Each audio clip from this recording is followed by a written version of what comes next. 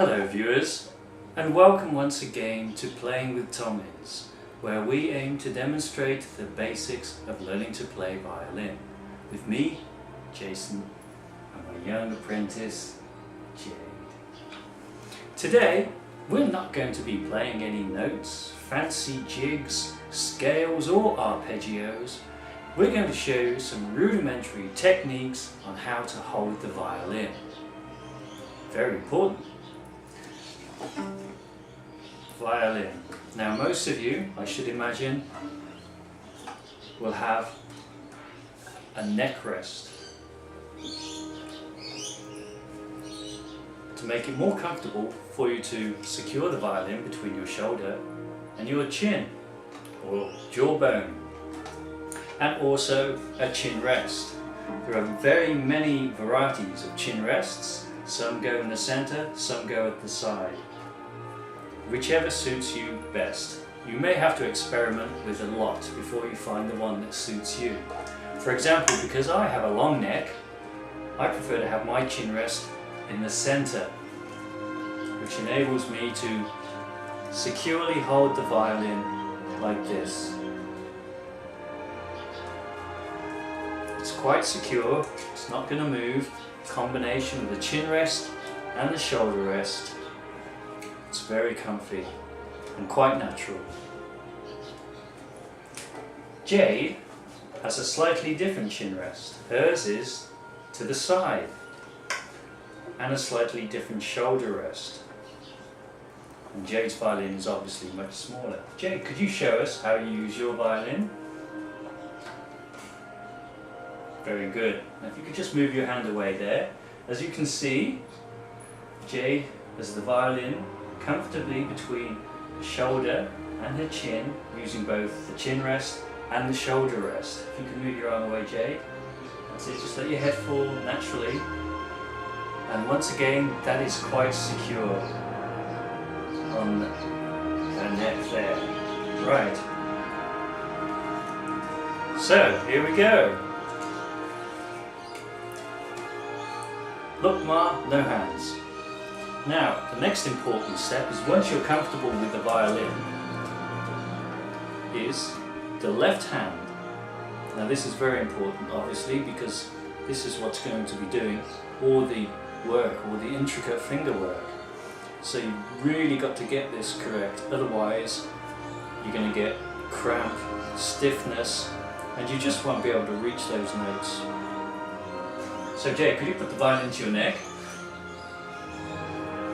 Now it's very important to remember, if you could just move around here, is to keep that arm, that forearm, straight.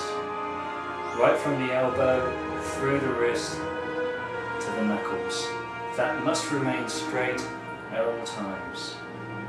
And the arm slightly in to be able to afford position so you can curve your fingers around the fingerboard. As you can see from me, also my elbow is slightly in, my arm, forearm, wrist to the knuckles are very straight. Now this shouldn't change as you move up and down the fingerboard. The motion of the elbow will move as you, apologies for the noise there, as you move between the lower strings and the higher strings. And the wrist will move when you're progressing right up to the top of the fingerboard, but that's very advanced, so we won't be covering that in this video, obviously. So Jade, could you show us stretching across there, play some notes on the G string. That's right, keeping the wrist and forearm straight, and now on the E string. Keep the wrist straight, like that, and you can move back, that's it. Keep the wrist straight. Excellent. So as you can see, very important. Some mistakes commonly made when you first begin to learn violin people tend to do this, which is very bad, okay, because that's going to restrict your movement completely, going up and down. Like this, I've got complete freedom of movement. Like this, nothing at all. Also, you want to be able to get your fingers and your thumb in a more or less C shape. The thumb on the base of the violin here isn't necessarily to support or grip the violin, but just as a guide, so you can slide your hand up and down the fingerboard. And when I press with my finger, that has a downward force motion, and my thumb just counteracts that motion. So almost like a pinch or a squeeze, but not quite. You shouldn't be pinching or squeezing. So the downward pressure of the finger is counterbalanced with the pressure of the thumb.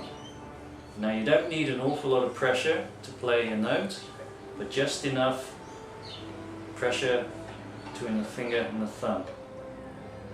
Now also another common mistake made is when starting off, students tend to want to be able to grip the fingerboard between their thumb knuckle and their first joint on their first finger like a vice, and they grip it like this, which will very soon be painful. And also, once again, if you're gripping the violin, you've got nowhere to go. You're not going to be able to move up or down. So, as demonstrated earlier, just rest your thumb underneath the neck of the violin with your finger on the top. If you can get a gap, if you can see a gap between the neck of the violin and your hand, then great, okay? Doesn't really matter, so long as you're not gripping it like this, like a vice. Jay, could you show us?